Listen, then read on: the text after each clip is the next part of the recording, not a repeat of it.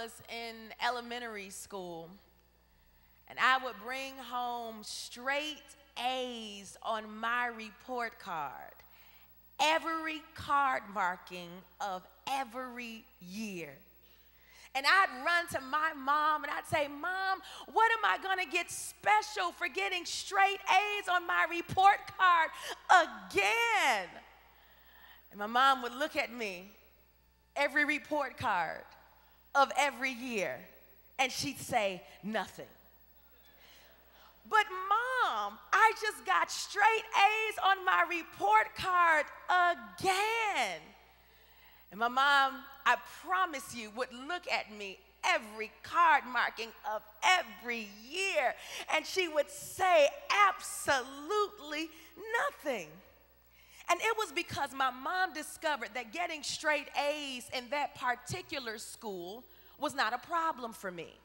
She knew and she discovered that I wasn't working hard to get all A's at that particular school, that it was a piece of cake. And so my mom wouldn't even let me boast about my straight A's. When all the other little kids were bringing their report cards to church and people were giving them money for their great report cards, my mom wouldn't even let me show mine off.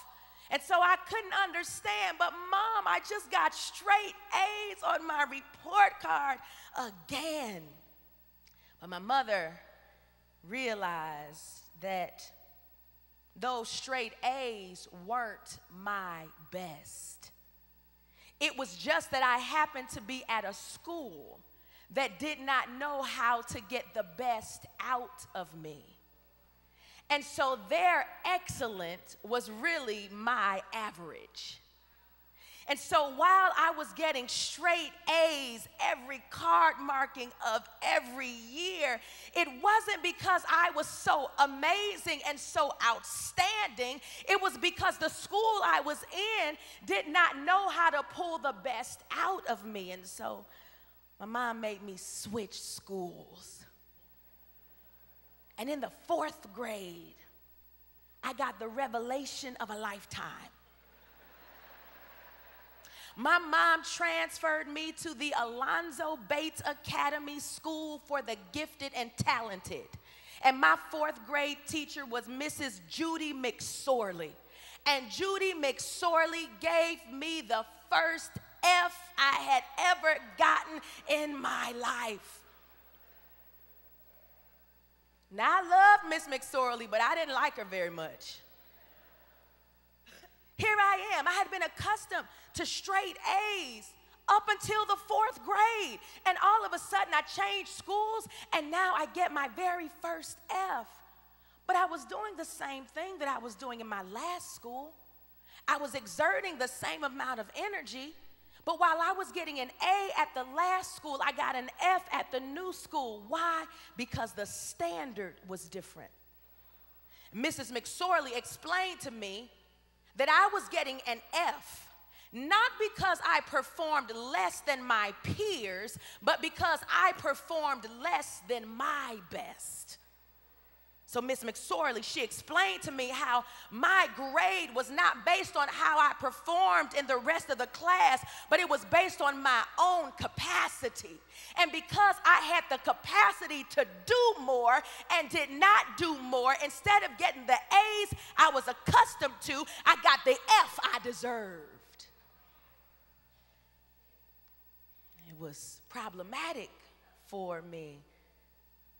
Mrs. McSorley gave me my first F, and she gave me one on more than one occasion. But my question for each of you this morning is, what grade are you carrying? Now, I'm not talking about your academic grades, but I want to know, how would you grade your giving, your sharing, your serving, your generosity? I wonder how many of us have given ourselves A's when God would give us an F. Come on, give a round of applause as he comes at this time. Receive Minister Jeffrey Allen Murdock Jr. Come on, give it up.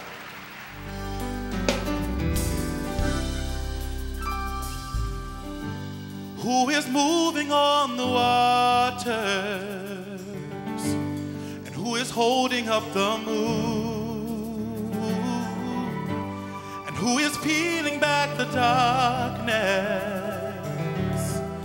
with the burning light of noon, and who is standing on the mountain, and who is on the earth below, and who is bigger than the heaven,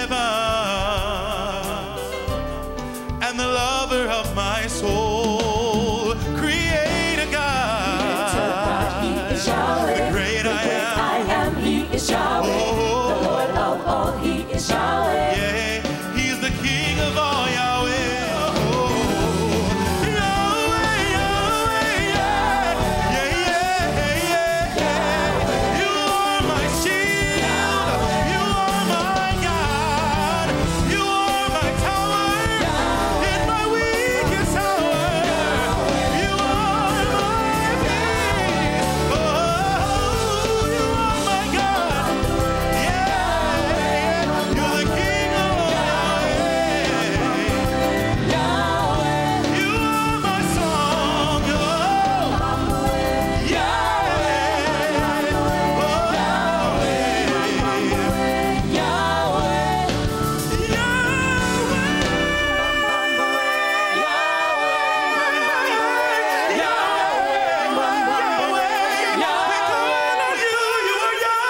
And when Paul asks them to participate in the grace of giving, he's inviting them to participate in a good deed or a kind favor, just like Jesus participated in a good deed or kind favor to us. All right, let me say it differently. Paul says this is not a requirement or a commandment, but I want you to share in this grace of giving. Paul says, I want you to do it not because you have to, but because you want to. See, that's the difference between a rule and grace. See, when we do things because we have to, we do it because it's a requirement, it's a commandment. But when we do things because we want to, it's a demonstration of grace or charis. In other words, when Jesus left heaven to come to earth, it wasn't because he had to, it was because he wanted to. When Jesus walked the dusty streets, it wasn't because he had to, it was because he wanted to. When Jesus went to the cross to die for your sin, it wasn't because he had to, it was because he wanted to. When he went down into the grave and rose with all power in his hands, it wasn't because he had to, it was because he wanted to. And when he decided to wake you up this morning, it wasn't because he had to, it was because he wanted to.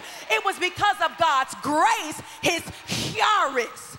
So when Paul invites us to give, he's not inviting us to give as a requirement, but he's asking us to give because we want to, not because we have to. Rejoice, for you made it through. And you know what? If you won't bless him, when I think about the goodness of Jesus and all that he's done for me, my soul cries out, hallelujah. I give you the praise. I give you the glory. Come on, your trauma should have taken you out. You could have been dead, sleeping in your grave, but God brought you out. He brought you through. He brought you over. Yes, he did. Yes, he did. Rejoice. If you can't say anything else, say yes, yes.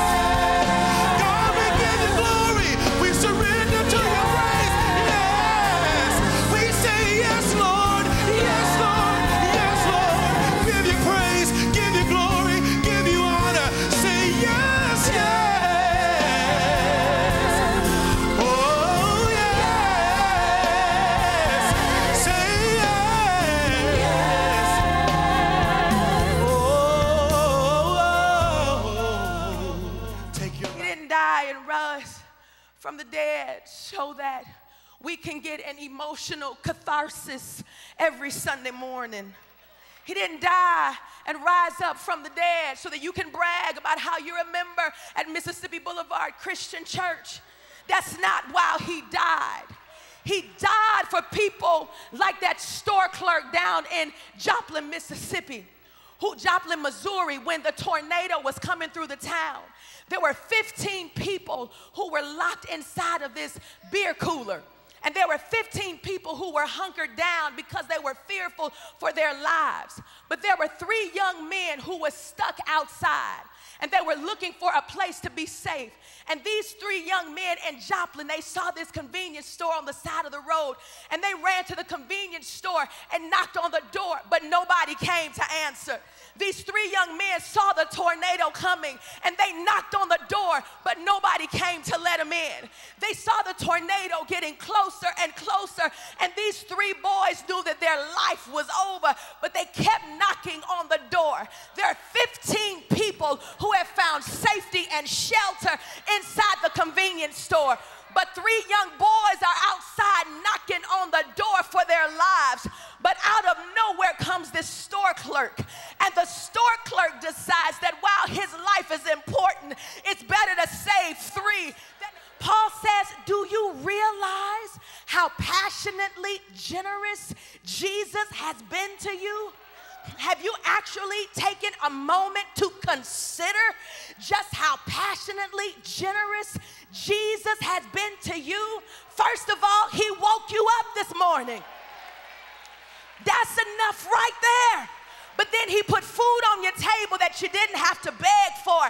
He's keeping you together on the one last nerve you got. He's giving you money to outlast your month, and he's keeping your closet closed long enough so you can get yourself together. Do you realize how passionately generous Jesus has been to you?